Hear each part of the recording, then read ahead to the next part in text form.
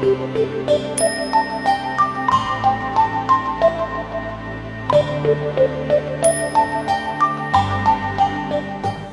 礼本师释迦牟尼佛，顶礼文殊智慧勇士，顶礼传承档案上师，无上甚深微妙法，被千万劫难遭遇。我今见闻得所则愿解如来真实义，为度化一切众生，请大家发无上殊胜的菩提心。下面讲如菩萨行能善说海。那么如菩萨行能善说海呢？虽然我讲义没有一个字一个字的给大家读，但实际上呢，这里面的内容全部给大家已经讲清楚了，所以呢，应该所有的传承也应该得到。我听说我们这里个别的导游呢，说是现在堪布不给我们传善说海呢，每天都是哭着说的。我绝对是可能，没有是哭的吧，就是这个我每天都是道理给大家讲的很清楚的，这样呢，并没有这个不讲的意思呢，就给大家一直在所有的内容讲，只不过是我们为了这个节省时间呢，为了一些那个。这个便于理解吧，就是便于理解呢，就是在讲义呢单独没有给大家读而已，意思和课本呢就全部都给大家已经讲了。那么前面我们已经讲了这个这里面的对，就是延缓对治理吧，就是延缓对治理。那么这里思维死亡及恐怖而生起诡异之心呢，分略说和广说。略说里面讲两个颂词已经讲完了，那么今天就是讲这个略说当中的最后一个颂词。这个颂词呢，是这样讲的：防以我为之，死亡如是不我，故为无常生，轻造诸罪，诸堕罪。他这个意思呢，就是说，因为我们这些众生呢，这个防疫就是非常的防疫，所以呢，就是以前都根本不知道，就是死亡是如是的恐怖所以为了无常的这个身体。就是暂时虚幻不实的这个身体呢，造了这个亲自造了各种各样的罪业。咱们当中呢，有一个互助的这种互换策，就互换策，意思就是说呢，我们前面已经讲了，人在处于死的这个时候呢，所有的亲朋好友对他来讲也是没有这个利益的，唯一的有帮助的呢，就是修行佛法就修行佛法对他来讲是有一定的利益，但是这一点也是对于愚痴的我来讲没有这个没有做到，所以呢，他自己对自己有一种非常谴责之心就认为我在这个人世当中呢的确是没有好好的这个修持，所有的十方诸佛菩萨就是护住你们这个一定要这个救护我比如我们遇到特别麻烦或者困难的时候呢，就经常就是我们就寻找有一些救护的这个对境。那么这里呢，就是说我们这个处于一种这个防疫状态的这个我等这一边大家也清楚，就是身体语言，我们这个身和语呢，始终都没有如理如法的这个修持，始终都是处于在一种这个无有真知正念也没有好好这个修成的，每天都是散乱度日的一种状态。再就是这个这就是所谓的这个防疫什么样的防疫呢？现在大多数的人都是这样的就每天就做的一些事情呢，也是没完没了的。然后说的一些话呢，就是也是没有什么多大的这个意义，心里的这种分别念呢，也没有什么这个价值的，整天的是处于这样的一个浑浑噩噩当中。但实际上呢，对自己来讲也没有什么这个意义的，对他人来讲也没有意义的。好多人呢，实际上自己的人生就是这样度过来的就是度过来的。那么我们这样的这个防疫的我呢，以前就是根本不知道所谓的死亡呢，就是如此的恐怖。每一个人知道是人终有一天死这一点是除了一些旁生以外呢，人都是会知道的。我终有一天肯定会死的，自己对自己呢有这样的一种这个决定性。但是呢，在死的时候到底是怎么样做死的时候有什么样的这个恐怖？首先，我们人死的时候有4大这个分解啊，就是有剧烈的这种痛苦，这一点呢，以前都是可能没有知道的。然而人死了以后，马上出现一些踪影的各种恐怖的景象，而且这一点呢，许许多多的人也是不知道的。然后经过中印完了以后，如果造了恶业的这种人啊，他就马上下这个三恶趣，在三恶趣的这种漫长的这个苦痛呢，那我们一般来讲也是无法言说的啊，就非常的这个难受啊，就极为难忍。那么如是如此的这个痛苦的这种景象啊，就这样的悲惨的这种状况呢？我以前来讲是对这些事情是一无所知。为什么不知呢？一方面可能我们大多数人的这个处境的这个地理环境呢，或者是人文环境呢，都有一定的关系。再加上自己无始以来的无名愚痴呢，也有密切的这种关系。同时自己呢，就是散乱于这个外界呢。我们现在的大多数的人呢，就是对自己的这个人生目标呢，就是看着这个今世的，就看着这个当下的。除了这个以外，对来世没有任何准备，对，这个过去呢也没有任何终结。就我以前看见有一本书叫做是那个生活在当下，就是也是一个事件的书。这里面说的是什么啊？就是所谓的这个生活呢，就是眼下的，就是当下的这个现在。除了这个以外，过去的事情呢，全部是一种历史的这种旅程而已的。未来的这个事情的话呢，全部是这个无法这个固定的，也是未来出现什么样呢？就是现在我们也是没办法这个决定的。所以人的生活呢，就是当下的。我觉得有时候也是这样的，现在很多人的生活的状况就是这样的。除了我们这个当下，或者是我们精神的这个吃喝玩乐以外呢，就根本没有任何打算。世界上的人大多数都是这样的。那么就是以前呢根本不知道我们人死的时候有如实的这种恐怖，所以呢就为了就是自己这个无常的这个4大假合的这个身体啊，就为了这样的这个身体呢就是造作了就是不可想象的、难以宽恕的、非常这个可怕的一些这个罪业啊！就我想我们在座的人，大多数的可能这个已经现在出家了但以前在还没有这个出家的时候呢，可能为了就是生存啊，为了这个生活啊，就造了这个无法想象的一些罪啊。有些人呢可能就是为了这个生存呢，就是杀害很多的众生。有些人呢也参加什么这个黑社会的这个一些团体啊。有些呢就是如意妓院啊，或者是有些人呢如意什么这个就是这个杀害一些众生的这个酒店的老板呢，等等，就是有各种各样的一些这个状况。那么现在我们包括这个学佛的有些人的话呢，也实际上是真的这个就不知道就是未来是如实的恐怖。如果真正知道是这样的景象，那就是他不一定是就是特别愿意造恶业的。但是正因为呢他不知道的原因，就是为了就是这个无常的这个身体啊，就造了就是特别可怕的一些这个罪。所以我想呢就今天的是有一个人呢给我这样说的，他说我现在呢是广州的一个非常虔诚的一个居士，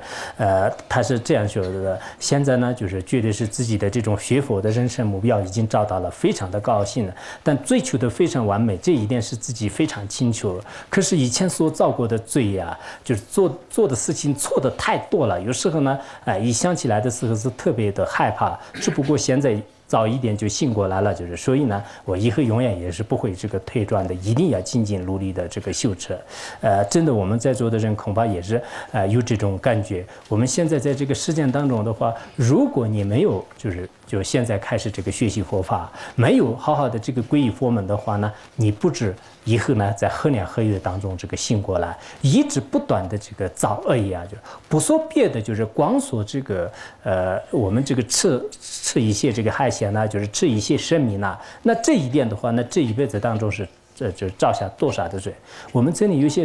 些修行人来跟我讲我现在修行一点的成就都没有就是每天都是伤心的不得了我是这样想的，你每天都是在这里尽心尽力的修行的话呢，虽然没有什么这个成就，没有什么这个长翅膀就是马上飞到天空当中，这样的这种功夫呢现在是没有的。但是你跟你以前的这个生活现在比较起来，以前的这种生活呢，白天也好晚上也好，没有一点善法，每天都是在这个造恶业啊，就是这一点你自己也是可能回顾你的这个一生呢，也应该清楚的。现在虽然没有什么就是非常这个超神的一些功德，就是在众人面前就是显现身边啊、神通啊，这样的是没有的。但是总的来讲呢，就是你的生活呢，就是应该是有个就是从本质上的改变啊，这一点我觉得是修行当中的一种成就就这一点是修行的成就。有些人呢，可能这个也许是细心研究就是最近呢，我们就是在这边就是就传一些佛法，就是做一些光碟，然后就是他们得到家里以后呢，他们都感觉说是就是真正的这个学院里面的一些这个佛法呢，就是到了我们的这个家里面，就是非常感喜非常欢喜有些人有这种感觉，如果是这个真的长期的有这样的一种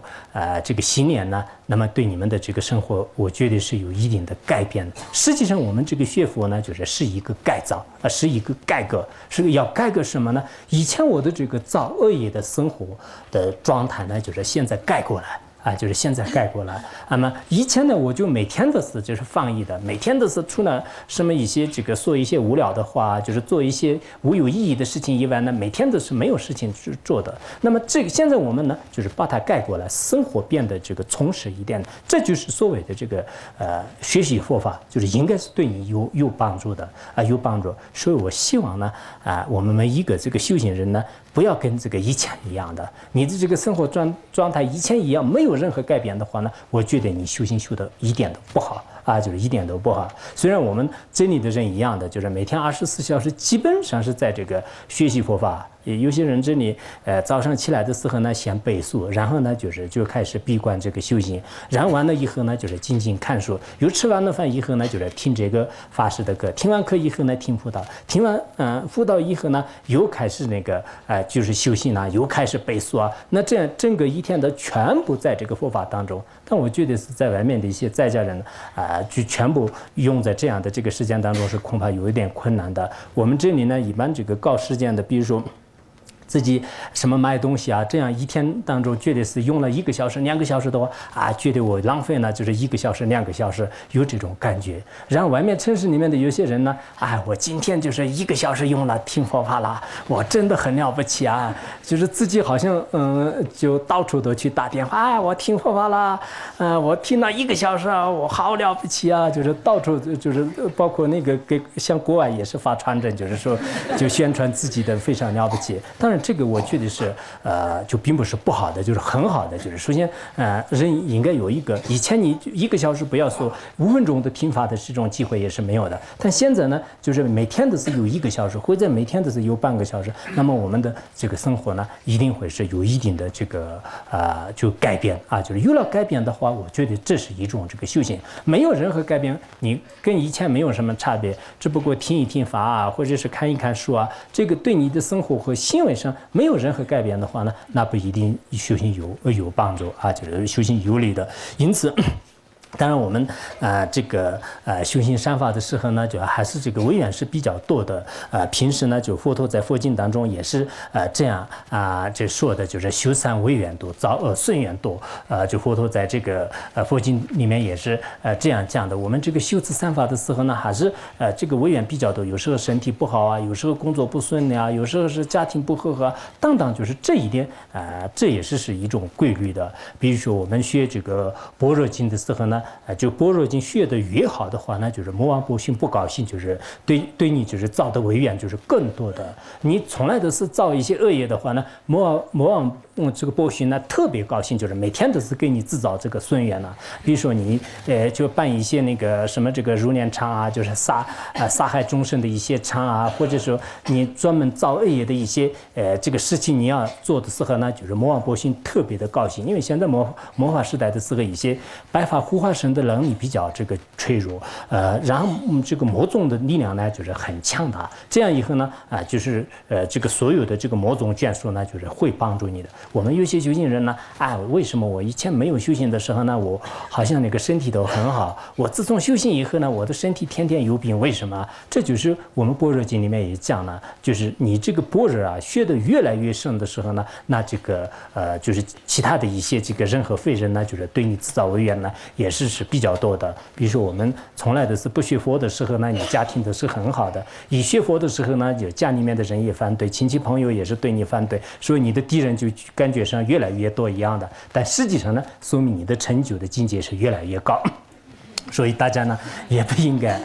特别的这个伤心，就是任何一个成就呢，应该就是需要就是有一种奋斗，需要这个战争当中就是才能得到的，就是这是以前的有一个英雄人物说的，我在这里不说，总的来讲呢。我们这个修行护法的时候呢，就是以前确实为了自己的无上身体而造过很多的恶业，现在呢，一定要一方面忏悔啊，就是忏悔。以前我这一辈子当中也是为了就是自己，为了自己的亲朋好友，为了就是怎么说啊，就是在自己的这种生活呢，确实是造了就是许许多多的恶业。那么现在没有忏悔呢，就昨天前面所讲的一样就是如果我先死了呢，那这个我就没有一个机会，就是清净业障的，没有这个机会。因此呢，我一定要一心一意的忏悔，以后呢，就是再也不造，就是应该发这样的誓言。这是前面的讲的这个略说的道理。下面讲光说啊，光说在颂文当中这样讲的：如今佛性常罪犯有进步，口感眼突出，心毛一股息，何况心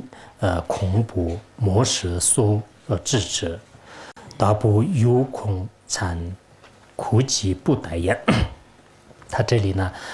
用比喻来说明，就是前面所讲的这个内容，也就是说，我们到了这个中阴界的时候呢，就实际上是很害怕的，很害怕的，怎么害怕呢？就是用一个事件的比喻来告诉我们的。比如说有些人呢，今天就是犯了一些这个罪业，然后带到这个刑场上，带到这个刑场上的时候呢，那这个人是会恐怖万分的。应该说这个人呢，从表情上看，这个口干舌燥啊，双目突出啊，面目狷狒等等，就跟以前的人完全就是不相同的就这是我们实践的一些人就是到了这样的这个刑场上的时候，也有这样的感觉。那这样，你如果一辈子当中造了恶业最后到了这个中阴界的时候呢，那中阴界确实有非常恐怖面目这个就是狰狞的一些阎罗越座阎罗越座拿着各种兵器来开始逼迫你的时候呢，那你就怎么会不害怕呢？肯定会是非常的这个害怕。那时候的这个痛苦那时候的恐惧呢，就是我们这个无法用语言来形容的意思。当然，这个前面的这个比喻呢，可能有这个两种解释方法。有一种解释方法呢，我们世界上的人们犯了一些不是特别严重的就是比较这个就是一般的这种罪业，然后呢，就是法官呢，就是对他惩罚比如说看他的书就是看他的教虽然没有判真正的死刑就。判到这样的这种这个判刑的时候，如果你到这个刑场上的时候，那个人是当然跟以前完全是不相同的。以前你这个人是很英雄的，很有勇气的就是特别开心那这样的话，今天呢就准备把你带到这个刑场上，然后用这个刀来就是砍断你的这个树脚那这样的话呢，那首先就是看从他的表情上就非常的害怕就这一点肯定没有什么说的。但有些讲义里面呢，说是这是这个真是判死刑的这个角度来讲。当然，这个判死刑真正判死刑的话呢，不管是什么样的人呢，这个当你判死刑的时候是特别的这个害怕现在这个国际上呢，就是可能判死刑的方法呢是多种多样的。以前这个罗马、古印度埃及像这些的话呢。也有一些这个判死刑方法就是人这个他的这种判刑方法是也非常的这种残忍非常残忍。他们说用那个用刀就是用刀来就是身体上就是割一块一块的就是人还没有死之前，在他的身上呢应该割3375吧，就是有这么多的刀呢，就是在这个肉身上割就是割。如如果这个没有割腕之前死的话，说明这个人的医术不高明，就是判死刑那个人的医术不高明，一定要这个还没有死之前要让他这样的这个痛苦，就是有这样的残忍手段。还有一些亚洲啊，就有一些别的地方的话呢，人的这种土牢就是在土盖上面呢，就是先就是抠出一个孔，然后呢就是在别的地方燃烧的铁球就是放在里面，就是放里面的时候呢，就是它的这个老浆呢就开始就是就是开始浮出来，就是喷出来就溢出来，通过这种方式来判死刑呢，实际上是有各种各样的一些残忍的这种判死刑的方式。但是总的来讲呢，不管是怎么样，我都以前看过一些那个判死刑呢，就是亲自判死刑。有些人判死刑的时候呢，那这个站起来的是根本没办法，就是手脚全部都是这个就是瘫软，就是不能这个站起来。有这种当时他的整个心态啊、表情啊，就是相当的可怜啊，就是一看起来的是非常这个可怜。当然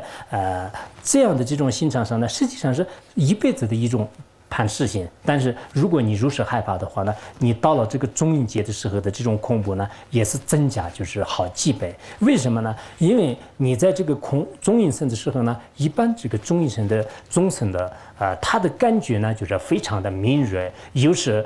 脆弱啊，就是极其的脆弱，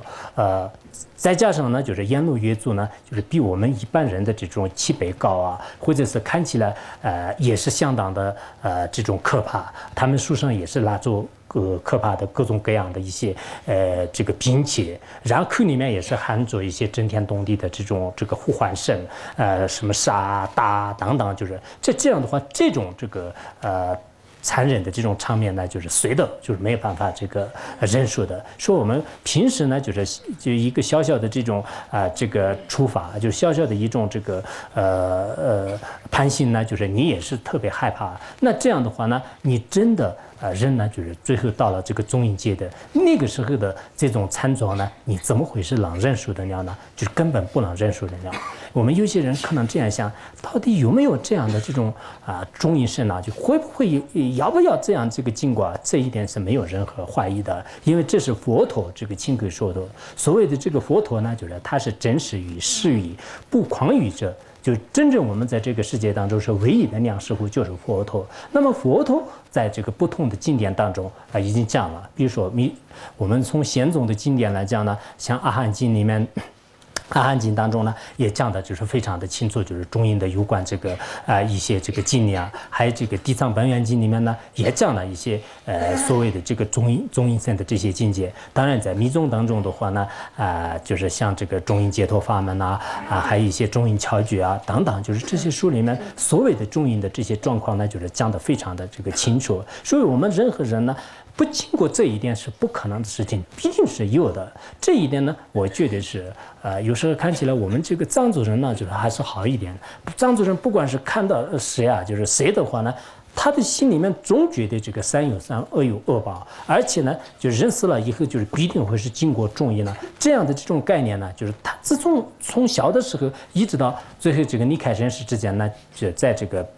他的这个基因当中是还是有的。就是他对这方面呢，虽然有一些修行不好，有些造的恶也比较多，但是呢，总的观念呢就是不会改变的。而别的有些人的话呢，恐怕不是这样的。到底是不是这样的？到底会不会这样的？以前德国一个心理学家，他说是这个怀疑是最好的，就是什么需求真理的一个最好的手段。那这样的话呢，这些人可能就是最了不起了，就是什么都这个产生怀疑。有时候以前法王去那个西方国家的时候呢，有些时候那个西方国家的有些人呐，就是非常聪明的，但是呢，对这个三宝的信心呢，就是不太足够。上次在那边讲经的时候呢，他的这种表情呢，特别的这种凝淡，好像从表面上看起来呢，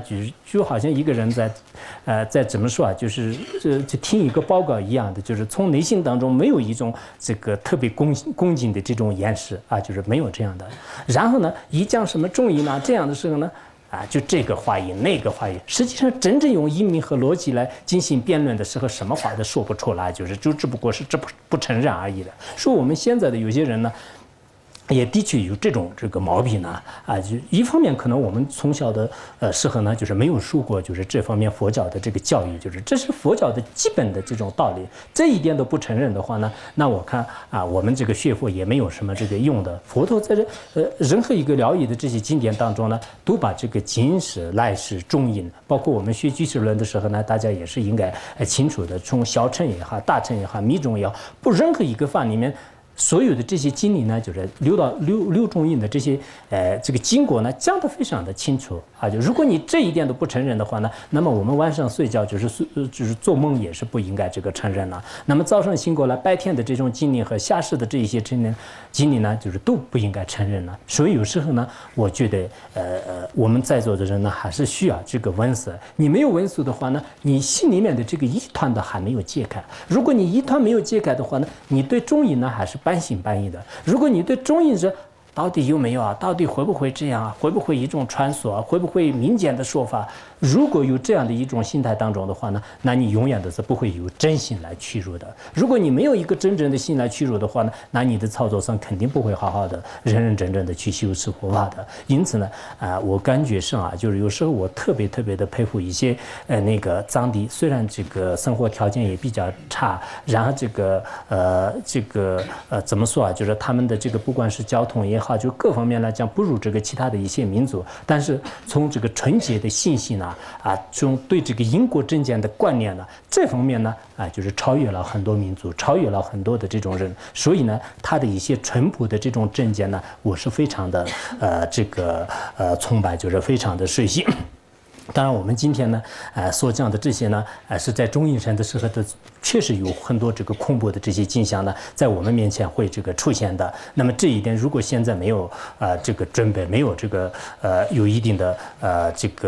怎么说就是防范措施的话呢，确实是到时候遇到这样的时候呢，我怎么样就怎么办？每一个人应该这样。虽然这些听起来可能我们刚才讲那个考试一样的，就是听起来不是很舒服的，但是必须要讲。我作为一个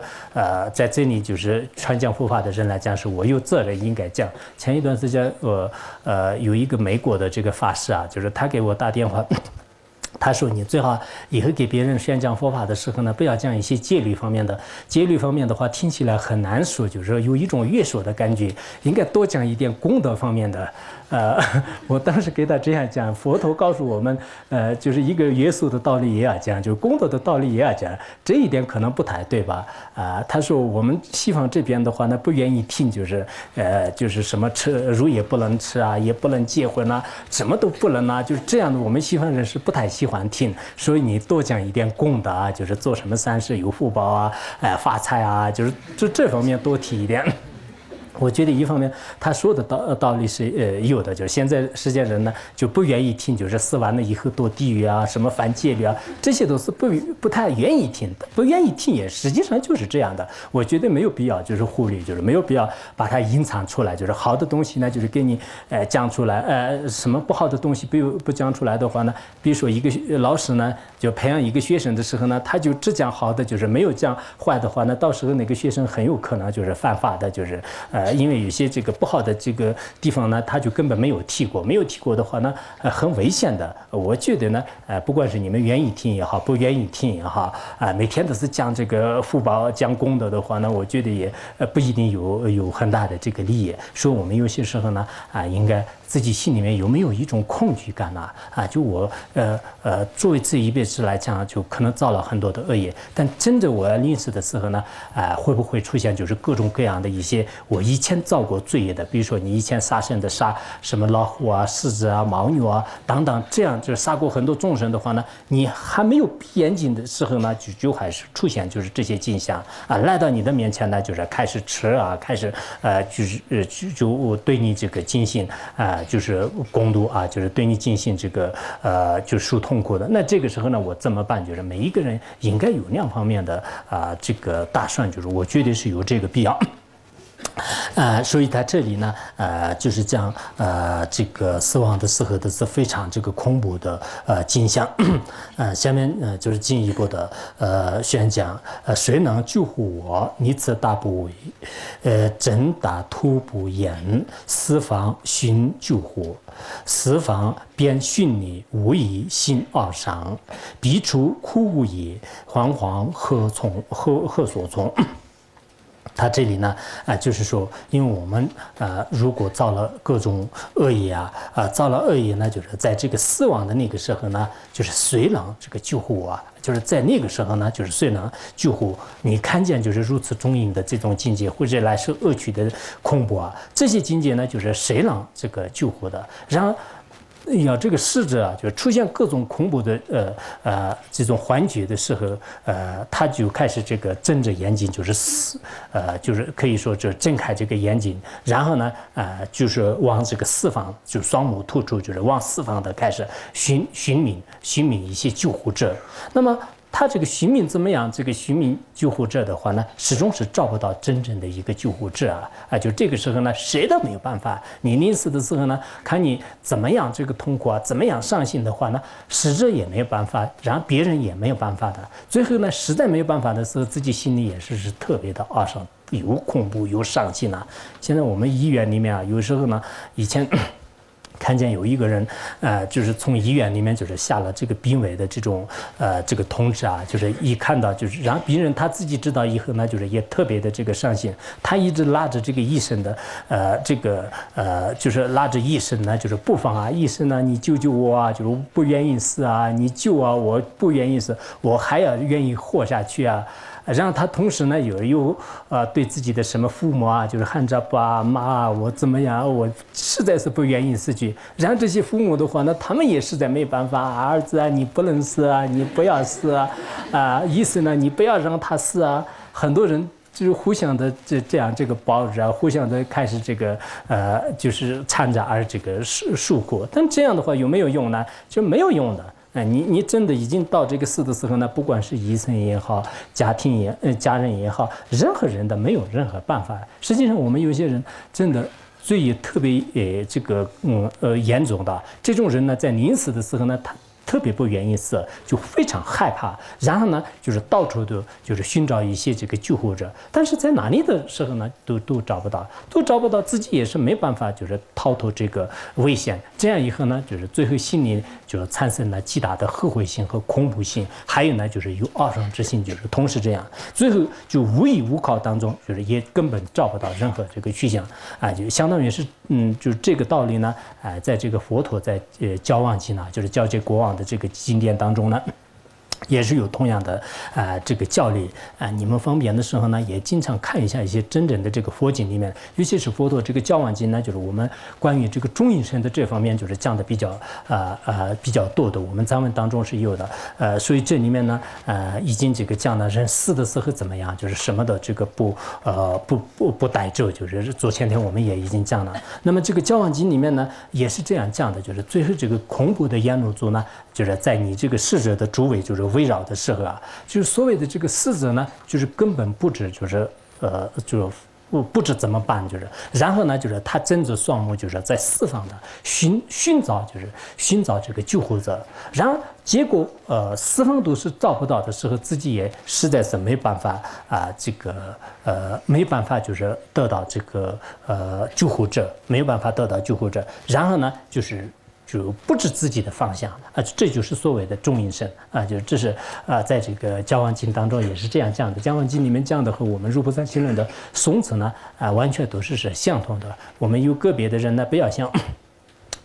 这个什么入菩萨行论或者是一些藏传佛教的一种说法，佛教里面有没有我们汉传佛教里面没有听过这样不要这么想就你没有听过的实际上是多的呢你如果真的释迦牟尼佛的八万四千法门都已经闻识过的话呢，你说是我没有听过也是个理由你如果这方面你这个所有的大藏经里面的经典当中是你听了多少几百部没有很多这个经典听过的话呢，不要认为是自己的这种孤陋寡闻的这种智慧呢很了不起，就是好像我没有听过是一种道理啊，就是不要这么认为的。还有其他的这个佛经当中也是这样讲的，人这个处于死亡就接近空无的时候啊，接近空无的时候呢，唯一的三法呢就是才能就是对他这个有救护的能力，唯一的三法救护的能力，其他呢就是任何这个所以处和归一处都没有，就是其他的一些佛经当中呢也有这样的这个校正，所以我们呢真的就是到了这个最后的时候啊，就是在这种人就是处于这个空无、处于中阴的这个阶段的时候呢，最关键。那个时候呢，一定要就是对自己的这个境界啊，对自己的这个修行呢，就是应该说是非常的这个重要。如果你没有这样的这个修行的境界的话呢，到了那个时候还是非常的这个害怕。有些人可能会这样想的那个时候不要紧吧，因为一切诸佛菩萨呢，实际上是有无边的这种大悲心，还有呢就是无碍的这个神通啊、威力啊、智慧啊等等。那这样的话呢，我虽然现在没有好好的修行，但是我到了中阴的时候呢，肯定阿弥陀佛啊、释迦牟尼佛啊这些佛陀呢，就是来这个救护我的就肯定没有任何问题。可能有些人是这样想的，但这一点呢，也需要一定的这种积累资粮因缘我们现在人活着的时候呢，对阿弥陀佛也应该结上缘，对释迦牟尼佛呢也结上缘，应该经常念佛号或者祈祷，必须要你对他结上善缘。如果你对他没有任何结上善缘的话呢，佛陀虽然是大慈大悲的，他的这个神通智慧都是无碍的、无阻碍的，但是呢，就是也不能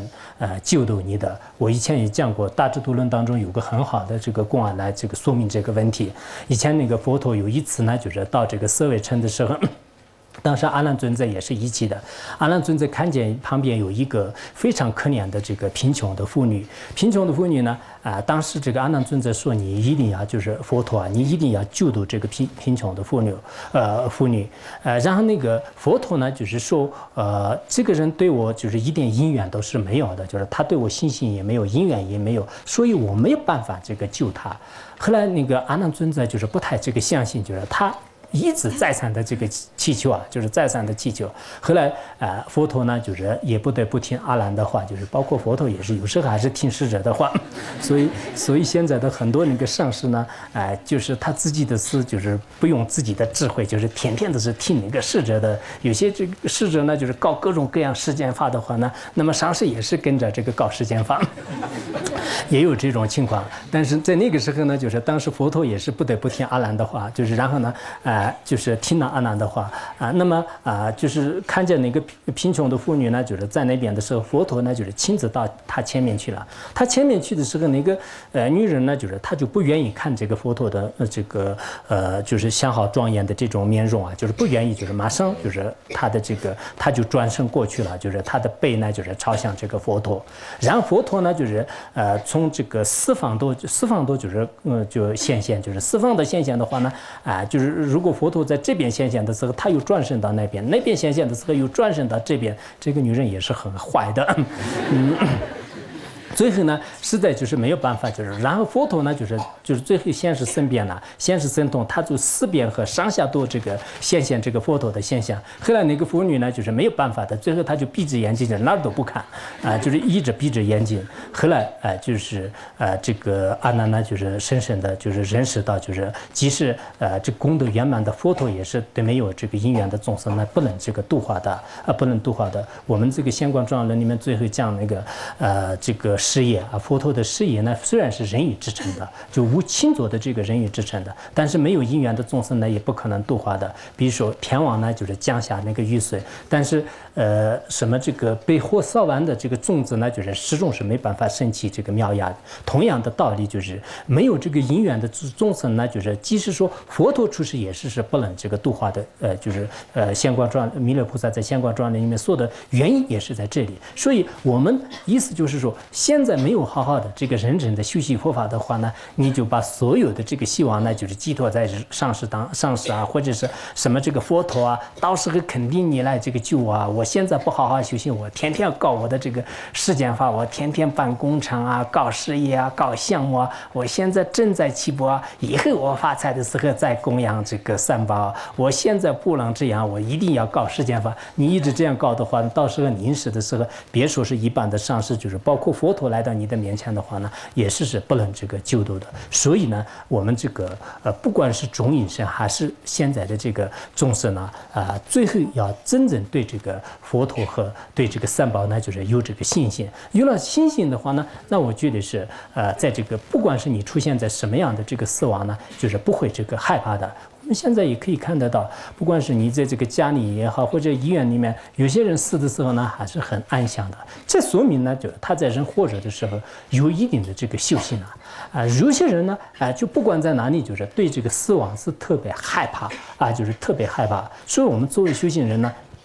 一方面就是对死亡也不能害怕，也不能等死，也不能自杀，但是对这个死亡呢，应该有一种坦然的面对，就是你即使出现的时候呢，你用你的这个窍诀来进行运用，就是昨天我们所讲的一样的这一点我觉得是我们有些那个藏地的一些高僧大德的话呢，就是真的还是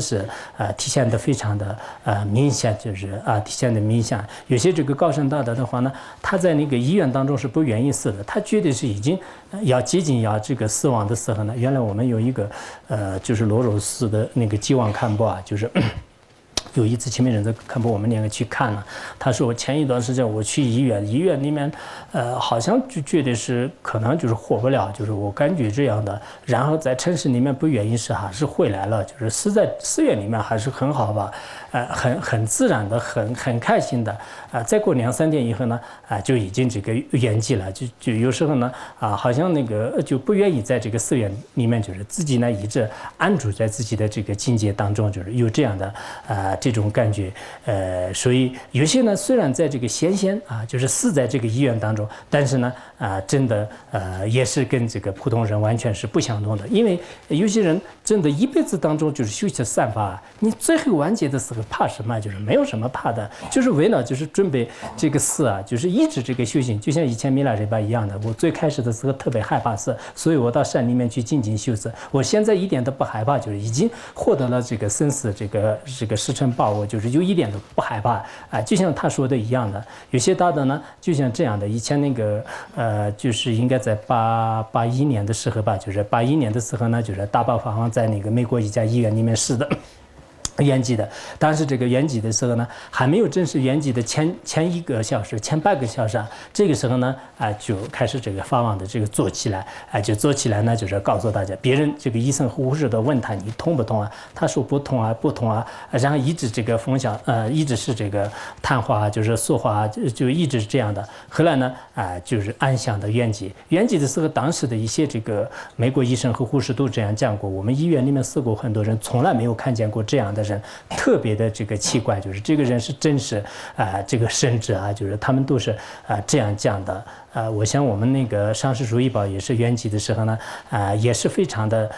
这种迹象吧，就是大家也应该清楚。04年就是04年1月7号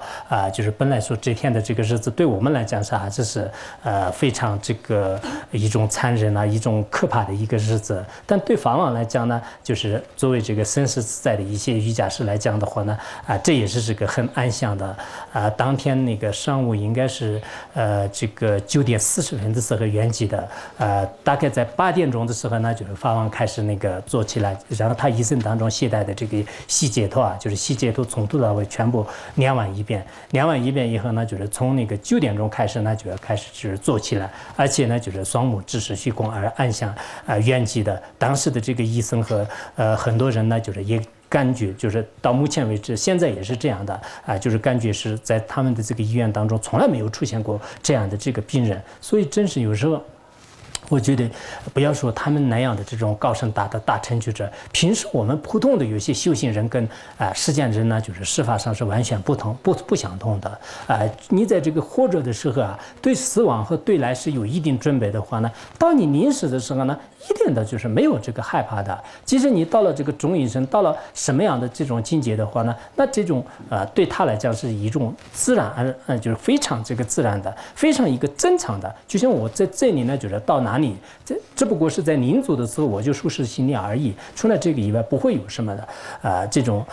状况。就是我当时的是没有看见过，听说那个胶囊派的那个永能上部法王，就是在北京的时候，最后呢就是得绝症，实在就是不能这个起床的时候的时候，一边看那个就是经书，就是很安详的，就是后来也是这个圆寂的。所以有些高僧大德跟我们普通人呢，的确是司法上面是不相同的。我们学院当中也是没有什么名声的，没有什么那个地位的。有些普通的修行人也是最后圆寂的时候，大家也知道，有些人呢就是以这个吉祥物而圆寂的，有些人呢就是坐着而圆寂的，有些人呢就是死完了以后就是他的身体上也是出现各种各样的一些这个成就的相啊，就这一点，我觉得是在这个生死这个大问题上呢，我们这个佛教呢确实是有个独一无二的这个特点，这一点呢大家一定这个深信不疑。那为什么有这样呢？这就是佛陀这个亲口所说的教言。我们如理如法去修持的话呢，就会出现这样的这种念想啊。这一点我看跟实践人完全不相同的。实践人呢，就自己也是特别的痛苦，特别的害怕。死完了以后的话，那就是大家都大声的哭。不过死完以后呢，大声的这个痛苦啊，就是哭叫的声音呢，以前我看见那个，应该说是在藏地来讲是非常出名的一个这个空心魔啊，就是它叫做这个南山秋吉，他的一个中医游记当中呢就是这样讲的有一次他最开始的时候呢，他有一次呢就是好像我们现在所谓的这个濒死吧，就是他死了以后，他到了这个别的地方的时候呢，他看见自己的衣服里面就是有一头这个猪在这个睡一样，然后别人呢就不给他吃饭，就是他心里很生气。后来呢，就是他的父亲就是告诉他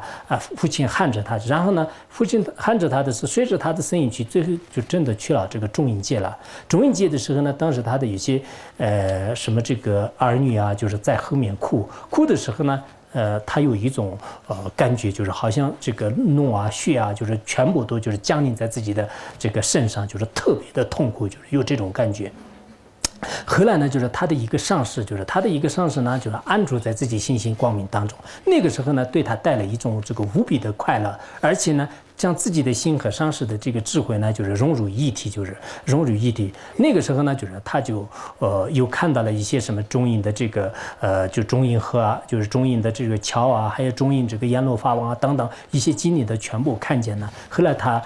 苏醒过来了嘛，苏醒过来以后的话，那就是经常一些烧那个中阴身的口信，就是来到人家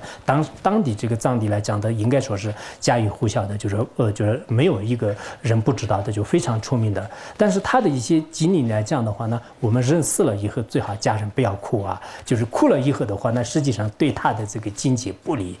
就是经济不利，而且呢，有时候他的这个什么家人啊、大圣的这样哭着的话呢，就是那个中阴身呢，本来他安住在自己修行的境界当中，但是呢，别人哭的时候呢，他有时候就是气分别念。本来他往生的时候呢，别人在哭的时候他就下来了，就是有这种这个状况。所以我们有一些这个老年人往生呢，或者家里的人如果往生的时候呢，你最好是不要这大声的哭，不然本来他去极乐世界的时候呢。你就大声的哭呢，不让他往生极乐世界，也有这种状况。当然，我们对人死了以后，对他就是做一些回向啊，做善事啊，放生啊，尤其是就是真正有一些大圆满的这种境界的话，那就是这些人什么安住在这个境界当中的话呢，那对这个亡人是有不可估量的这个利益。总而言之呢，我们修行佛法呢，就是应该说是对自己的这个来世有一定的这个准备，就是这一点就非常重要。下面这个所皈依的对境分两个方面，就是皈依共同三宝和皈依居远离之菩萨，就是分两个方面。首先是第一个。从此，怎么说的？佛为中护主，慈悲亲护身，泥能出众具，故我今贵矣。宋词当中的意思呢，就是我们在这个世界当中呢，确实中阴是如此的可怕，来世是如此的这个恐怖那么这些恐怖在世界上是有没有让那个救护的呢？没有的就是前两天我们讲皈依实践人呢，就是通过各种方式来，就是就是逃避这种难关，但实际上是就是起不到作用的，无济于事。因此，唯一的这个护主呢，就是我们这个大慈大悲的这个佛陀，他为这个一切众生，他呢就是成为这个一切众生的护主。那么佛陀呢以大慈大悲的这种心就是紧紧的这个维护一切众生。他的能力呢，跟其他的凡夫众生和菩萨完全是不相同的。他有能力就是除掉一切众生在今生来世的一切痛苦畏惧。所以我们在座的人呢，一定要就是皈依这个佛陀就是皈依佛陀。从近期皈依，他这里近期皈依的话呢，我们什么时候听到这个佛法呢？就是当下立即就皈依这个意思比如说我今天以前看过跟会儿还是在哪个讲义当中，我忘了，这次没有时间翻。讲义里面是这样的，记得就我今天上午听到这个佛法呢，就是上午皈依；下午听到这个佛法呢，就是下午这个皈依。如果晚上听到的话，那就是晚上皈依晚上听到是我讲的所以真的有这个心还是很重要的。有些人听到佛法以后不要紧，现在明年呢，再过几年我退休以后，我老了以后，我这个儿子长大了以后，毕业以后等等。到了那个时候呢，可能你不一定有现在的这个信心，所以皈依佛门呢，就是越早越好就是不要就是再退的话呢，可能就是我们藏族有一种说法叫做晚上睡觉时候的心态呢，早上起来的时候没有，就是你今天呢就是有一种处理心，一直要想皈依佛法，但是过一段时间就是不一定有的。所以你现在对于佛信心的时候呢，不要问这个父亲，也不要这个母亲商量，对谁都不要说马上要皈依佛法。那个时候呢，你这个家里面也好，工作单位上也任何人怎么样反对，怎么样对你这个出一些难题的话呢，你就不要理。为什么呢？所谓的这个皈依佛法，我觉得是我们作为一个人来讲的确是在一生当中是再没有更重要的这个事了就如果你有了这个皈依佛法的话呢，你终身的一切大事呢，就全部都已经圆满这个解决了。如果你这一点的没有成功的话呢，这对自己的一生来讲是应该说是非常遗憾的，就是从重大的意义上来讲。所以呢，他这里像我们的这个大慈大悲的这个佛陀呢，实际上就是这个终身的这个疑惑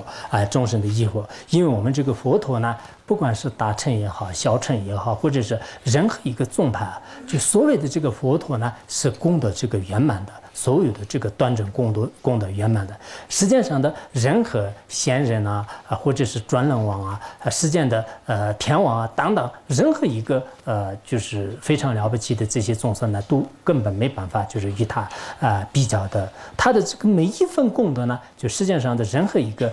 为人呢，就无法这个相比较的。所以在我们这个世界当中是唯一的这个众生的护主，唯一的就是他就是这个所谓的量师佛，而且让众生得到展示究竟利益的这个护主者就所谓的护主呢，就是完全能救护众生的。这种救护呢，并不是展示我遇到一个困难的时候能救护，不是这样的。从轮回当中就是完全获得这个解脱的就获得这样的一种这个救护者。而且这种佛陀的这个大慈大悲的话呢，那么就是也是自从发心一直到过位之间呢，就他是利益一切众生的，愿一切众生离苦得乐的。当然这种在因地的时候呢，有一种亲族的，然后到了这个国位的时候呢，是无亲的就是他是恒时保护呢，实际上是人云自称的。佛陀并没有像是我每天的是要利益众生我一定要精进我早上很早就起来我今天一定要就是帮助好多众生虽然没有这样的这种亲族的志向，但佛陀在因地的时候，在三个阿僧祇当中呢，就是发心积累资粮的这种缘果呢，就是到了这个果地的时候是完全是一种这个人云之称的就人云之称的。那么这样的这个佛陀呢，实际上我们讲入中论的时候也讲了，就是比如说佛陀呢也了知这个处啊、非处啊等等，就是中国有事理、四无畏、18不共法等，就是许许多多的一些这个不共的这些功德，他才有能力，就是我们众生的这个相续当中的这种痛苦呢，就是可以解除的啊。就是除此之外呢，任何声闻缘觉都是没有这样的这个能力，所以这个我们从现在开始呢，就是什么都不抉择，就是唯一的这个救护者就是佛陀啊。所以我们有些人呢很虔诚的，怎么虔诚呢？他对这个佛陀的这个信心，佛陀就是认为是在宇宙这个什么世界当中他是这个万能的，这样的看待，这样的真见呢，就是真的非常好啊！就一定要佛陀才是世间的万能，让我们所有的通过唯一的这个佛陀呢，才能可以牵出的。佛陀没有一个不能牵出的通过。如果有这样的一种信心的话呢，我们的这个这种力量呢，也期待到以前上师如意宝也是这样讲过，佛陀的功德是圆满的，就是没有一个不能的，但关键在于自己的信心。如果我们有了这个信心的话呢，那么佛陀就是不能解决、不能牵出的通过。任何事情也是没有的。以前上是当时讲了一个堪布扎央。他去那个拉萨的一些经历吧，就是说是堪布扎央呢，就是他带一群人，就是准备到这个拉萨朝拜，路途当中呢，就是遇到一些这个强盗土匪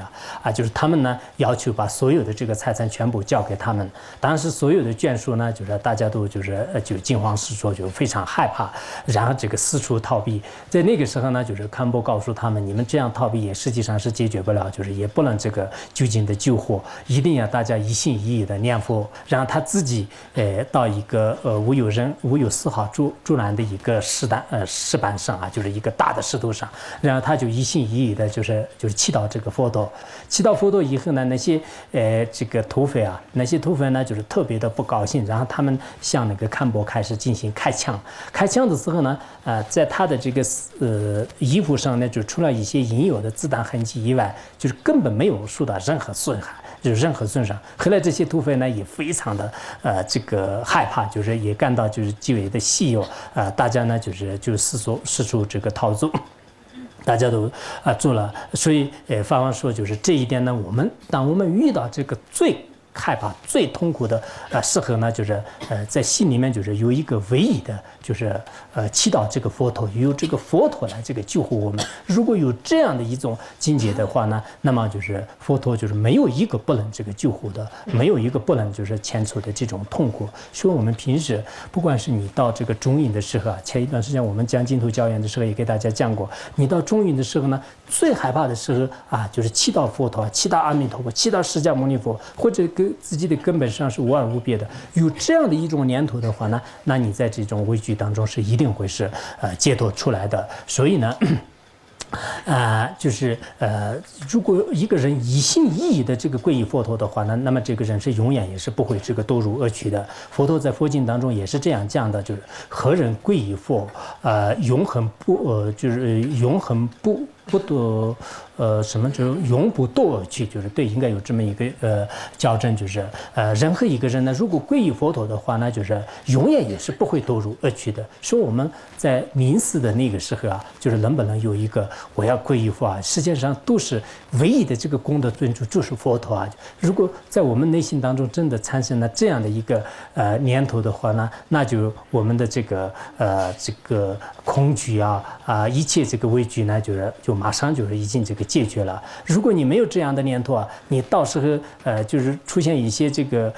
生死的这种痛苦的时候我怎么办呢？我现在能不能有没有别的办法？就是有些人遇到最困难的时候就一直想这个其他的办法，但这说明呢就我们对这个佛陀的信心不够，所以佛教徒必须要有这个信心。如果没有信心的话呢，佛陀的力量虽然是不可思议的，但是对你来说是不一定起作用。我们去年学习前行当中也是不是这样的吧？如果有上等恭敬心和信心的话呢，就是获得了上等的这种价值；中等的话呢，得这个中等的价值；如果一点这个下等的话呢，就是获得下等的价值和利益；如果一点恭敬心和什么信心都没有的话呢，那就是虽然是三宝的加持是不可估量的，但是对我们来讲呢，实在是得不到丝毫的利益。因此，我们在座的人呢，对这个皈依三宝就是还是很重要的。所谓的皈依三宝呢，就是不要这个心向上的皈依，心向上的皈依对我们来讲是没有什么意义的。就昨天的有些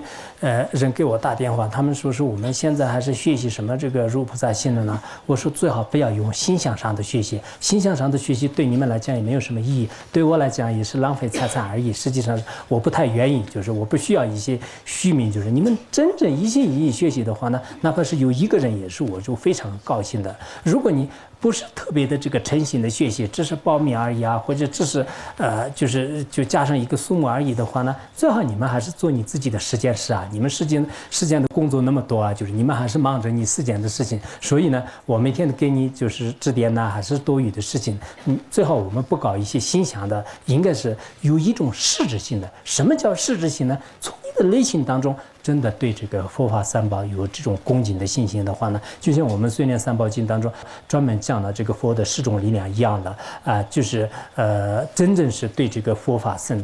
产生一种不可思议的信心的话呢，对我们每一个人的生生世世来讲呢，有就是不可这个言说的一些利益和功德。所以这一点呢，作为一个希求戒毒，在谁不向往，就是谁不愿意得到，都一定会是就是渴求的啊，就是都会想得到的。所以呢，我想信心还是很重要的。本来想还讲一点，但是没有时间了，讲到这里，谢谢你们。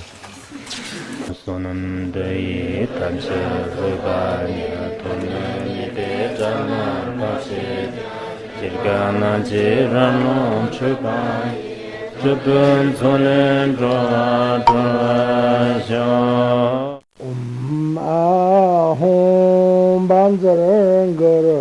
padma sadardo ahum banzarangara padma sadardo ahum banzarangara padma sadardo